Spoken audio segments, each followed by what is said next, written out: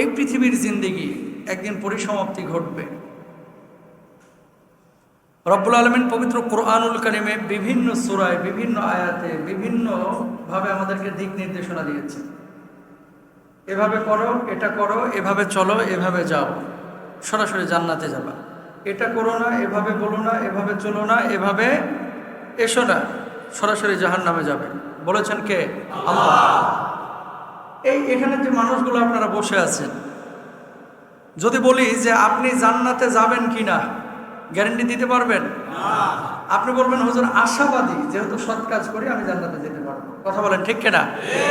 আপনি বলতে পারবেন যে আমি আশাবাদী, আমি জান্নাতে হয়তোবা যাব, কারণ আমি সৎ কাজ করি।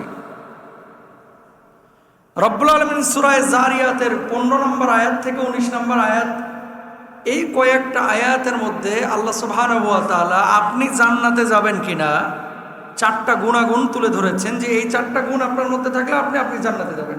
আর যদি না থাকে, যত বড় হাজী সাহেবই হন, আপনি জান্নাতে যাইতে পারবেন না। নাউজুবিল্লাহ, জোরে বলেন। তাহলে আমাদেরকে এই 4টা গুণ অর্জন করা দরকার। রব্বুল আলামিন কি বলছেন খেয়াল করেন, আখিযিনা মা আতাহুম রাব্বুহুম ইন্নাহুম কানু ক্বাবলা যালিকা মুহসিনিন। রব্বুল আলামিন বলছেন উপভোগ করবে যা তাদের রব তাদেরকে প্রদান করবেন, কারণ পার্থিব জীবনে তারা ছিল সৎ কর্মপরায়ণ।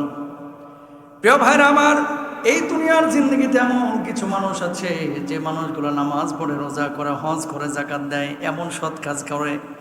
এমন কিছু মানুষ আছে যারা নামাজ, রোজা, হজ, যাকাতের পরেও দুনিয়ার মানুষের জন্য জীবনটা অকাতরে দিয়ে দেয়। ঠিক কিনা? মুহসিন হওয়া, সৎ কর্মশীল। সৎ কাজ কি? নামাজ পড়া যেমন ফরজ আল্লাহ কোরআনে করে দিয়েছে, ওই আল্লাহ রাব্বুল আলামিন বলছেন সুদ খাও না, কর্জা হাসানা মানুষকে দাও। ঠিক কিনা? আমরা কি করি? আল্লাহ যদি বলে এভাবে চল। শোনেন, নিষিদ্ধ জিনিসের প্রতি মানুষের কিন্তু আলাদা একটা আগ্রহ আছে।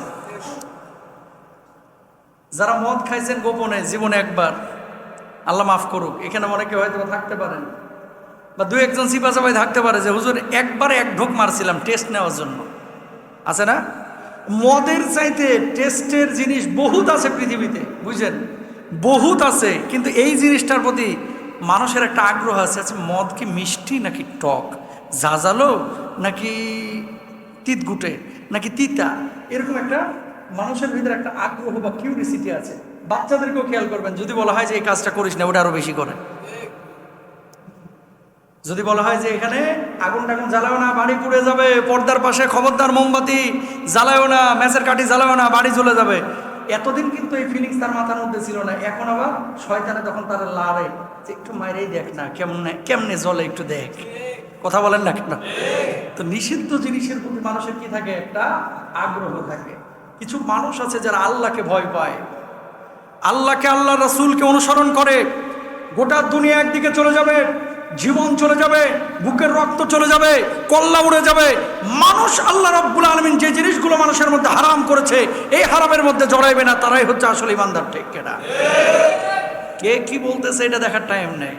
বিপদে যখন পড়বেন, ছেলেও কিন্তু আপনারা চিনবে না, কথা কয় না।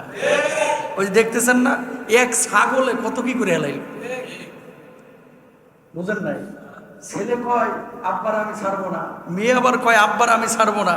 ছেলে বলল যে উনি আমার আব্বা, বাপে বলতেছে না এটা আমার ছেলে না। কি যে একটা খেলা তামাশা! আর এই কথাগুলো তো আল্লাহ আগেই কোরআনে বলে দিয়েছে।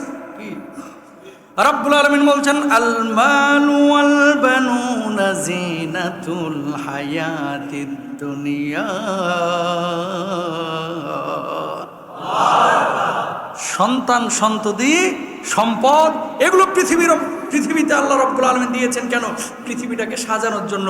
ওমাল হায়াতুদ দুনিয়া ইল্লা মাতাউল গুরুর। এই পার্থিব জীবন পুরোটাই ধোঁকা। কথা কোন ঠিক না? আচ্ছা ভাই, একটা কথা বলি আপনারা, খুব মনোযোগ দিয়ে শুনবেন। স্ট্রেট ফরওয়ার্ড কথা বলা ভালো। টাকা যে আপনি কামাচ্ছেন, বা আমি কামাচ্ছি, বা আরেকজন কামাচ্ছে, টাকা কি সব নিজে খাওয়ার জন্য কামাচ্ছেন? কয় টাকা ভোগ করেন আপনি? বরং যে আপনি যা সঞ্চয় করছেন, খেয়াল করে দেখেন, ধরেন আপনি 10 কোটি টাকা কামাইছেন বা 10 লক্ষ টাকা কামাইছেন, আপনি 2 লাখও ঠিক মতো খাইতে পারেন না। হয় জমে, না হলে ভোগ করে বউ, না হলে ভোগ করে সন্তান, না হলে জামাই, না হলে ভাই, ভাইয়ের বেটা, এইভাবে কোনোভাবে কিন্তু চলে যাচ্ছে। টাকা কামাচ্ছেন আপনি, বাসও খাচ্ছেন আপনি, আর ভোগ করছে আর একজন, ঠিক কিনা? সুতরাং বি কেয়ারফুল প্রিয় ভাইয়ের আমার। জান্নাতি মানুষ যদি হইতে চান, হারাম থেকে দূরে থাকতে হবে। জান্নাতি মানুষ যদি হতে চান, হারামের ধারে কাছেও যাওয়া যাবে না। পৃথিবীতে মানুষ তারাই সুখী, অস্থির মানুষ, হতাশা কাজ করছে। হুজুর কোথাও শান্তি পাচ্ছি না, বাড়িতে গেলে বউয়ের সাথে শান্তি নাই, হুজুর অফিসে গেলে কলিগদের সাথে শান্তি নাই, গার্মেন্টসে যাচ্ছি কর্মকর্তাদের সাথে শান্তি নাই, হুজুর ওখানে যাচ্ছি শান্তি পাচ্ছি না। আরে শান্তি পাবেন কোথায়? শান্তির জন্য আসতে হবে কোরআনে, শান্তির জন্য আসতে হবে মসজিদে, ঠিক কিনা? তবেই শান্তি আসবে। এই জন্য আমার আল্লাহ রাব্বুল আলামিন কি বললেন? 1 নম্বর মসজিদ হতে হবে, সৎ কর্মপরায়ণ হতে হবে, জীবনে অসৎ কাজ করা যাবে না। মনে রাখবেন, সতের পথে যদি থাকেন এর মধ্যে বারাকা থাকবে। সতের পথে থাকলে খায় আরাম পাবেন, সতের পথে থাকলে জিহ্বার মধ্যে স্বাদ পাবেন, সতের পথে থাকলে ঘুমায় আরাম পাবেন, সতের পথে থাকলে দুনিয়ার কাজকর্ম করে নিজের বুকটা ফুলায় চলতে পারবেন যে আমি হারাম খাই নাই। কয়েকদিন আগে, এই 2-3 দিন আগে একজন সচিবের স্টেটমেন্ট পড়লাম। তিনি বললেন, এতদিন চাকরি করেছি, ঢাকায় আমার একটা ফ্ল্যাটও নাই। অথচ চাইলে এই ধরনের সচিবগুলো 10টা 15টা 20টা পর্যন্ত ফ্ল্যাট কিনতে পারে। তার মানে এই লোকটা বুক ফুলে সারা জীবন নাতির সামনে বলতে পারবে, সন্তানের সামনে বলতে পারবে, তোদের নানা বড় জায়গায় ছিল, কিন্তু আল্লাহর কসম একটা পয়সাও হারাম ছয় নাই। কথা বলেন ঠিক কিনা? অনেক পুলিশ কর্মকর্তা আছে, অনেক সরকারি কর্মকর্তারা আপনাদের আশপাশে আছে, যারা বুক ফুলে সন্তানকে বলে, তোর বাপের দিকে তাকা, তোর বাপ চাইলে এই আশুলিয়ায়, জামগড়ায়, ফ্যান্টাসি কিংডমের মতো কয়েকটা কিংডম করে ফেলতে পারতো, ঠিক কিনা? কিন্তু তোর বাপ সেটা করে না। কেন করে না?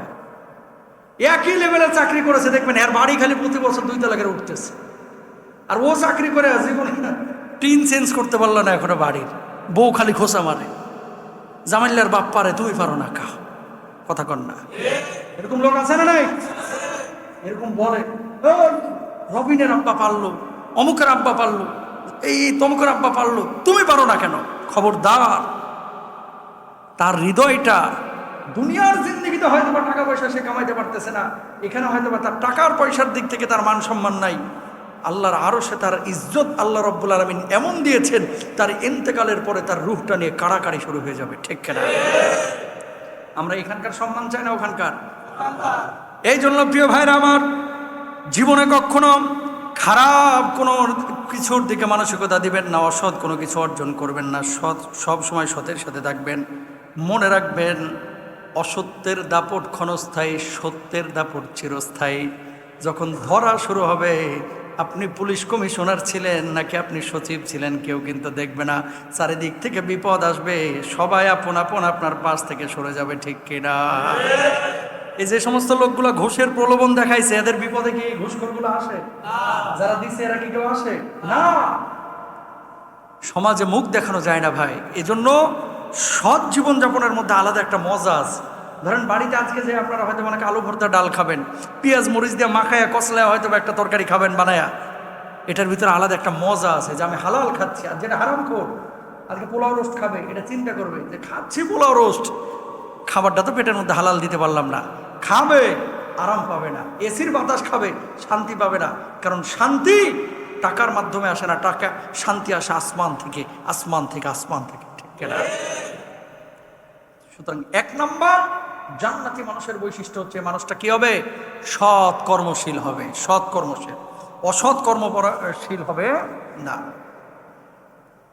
সমর্থক আরেকটি আয়াত আল্লাহ রাব্বুল আলামিন কি বলছেন খেয়াল করেন, ইল্লাল্লাযীনা আমানু ওয়া আমিলুস সালিহাতি ওয়া তাওয়াসাউ বিল হাক্কি ওয়া তাওয়াসাউ বিস সবর। বলুন আল্লাহু আকবার। রাব্বুল আলামিন বললেন, ওই মানুষগুলো সফলকাম, ওই মানুষগুলো ক্ষতিগ্রস্ত না যারা ঈমান এনেছে, সৎ কাজ করেছে, যারা ধৈর্য ধারণ করেছে, যারা সৎ পথে মানুষকে আহ্বান করেছে। কিয়ামতের ময়দানে আল্লাহ রাব্বুল আলামিন ওই মানুষগুলোকে ডাকবেন, আর ডাকার পরে বলবেন, যা যা যা, জান্নাতের যেই দরজা দিয়ে খুশি সেই দরজা দিয়ে আল্লাহর জান্নাতে চলে যা। যাইতে চান না জান্নাতে? ইনশাল্লাহ বলেন। তাহলে এক নাম্বার জান্নাতি মানুষের আলামত চেনার উপায় হচ্ছে সে মানুষটা মুহসিন কিনা, সৎ কর্মপরায়ণ কিনা, নিজে সৎ কাজ